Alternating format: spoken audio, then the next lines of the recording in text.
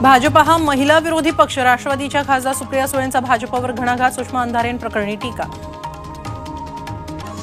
अकोले तालुक्यातून जाणाऱ्या निळवंडे धरणाच्या डाव्या कालव्याला गळती. अनेक शेतकऱ्यांच्या शेतात घरात पाणी. कालव्याचं काम निकृष्ट झाल्याचा आरोप.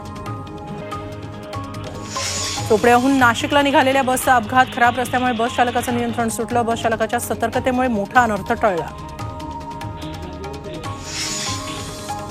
मुंबईत धुलीकणांचं प्रमाण वाढल्यानं हवेची गुणवत्ता खालावली. प्रदूषण रोखण्यासाठी कृत्रिम पावसाचा प्रयोग होणार. शनिवार ते सोमवार मुंबई पुणे एक्सप्रेसवेवरून अवजड वाहनांना बंदी. सलग सुट्ट्यांमुळे वाहतूक कोंडी टाळण्यासाठी निर्णय. लोकसभा निवडणुकीसाठी काँग्रेसच्या जाहीरनाम्यात समितीमध्ये महाराष्ट्रातल्या एकाही नेत्याला स्थान नाही. चिदंबरम समितीचे अध्यक्ष. तामिळनाडूतील मुसळधार पावसामुळे मरुथर स्टेप धरण ओव्हरफ्लो. धरणाच्या पाणलोट क्षेत्रात दमदार पाऊस पडल्यानं धरण पूर्ण भरलं.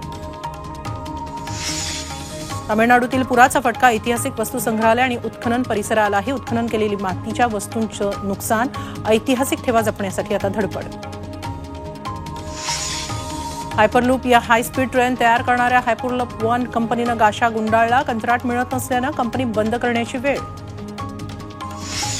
गुजरातच्या बिझनेस गिफ्ट सिटीतील दारूबंदी हटवली. 63 वर्षांपूर्वीच्या निर्णयात बदल. व्यावसायिक पर्यटकांना आकर्षित करण्यासाठी निर्णय. मध्य प्रदेशातील अनुपपूर भाजप जिल्हाध्यक्षांची शिवराज सिंह चौहानांच्या उपस्थितीत वचनपूर्ती. 2017 मध्ये भाजप सत्तेत येईपर्यंत अनवाणी राहण्याची घेतली होती प्रतिज्ञा.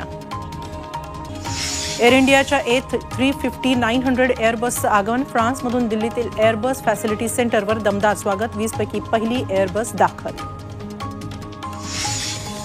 शेअर विकताच लगेच अकाउंट्समध्ये जमा होणार पैसे. सेबीचा प्रस्ताव. सेम डे आणि इन्स्टंट सेटलमेंटचा प्रस्ताव.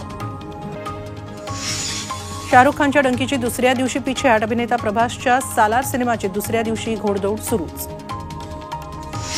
दुखापतग्रस्त हार्दिक पांड्या अफगाणिस्तान सिरीज आणि IPLलाही मुकण्याची शक्यता. टीम इंडिया आणि मुंबई इंडियन्ससाठी मोठा धक्का.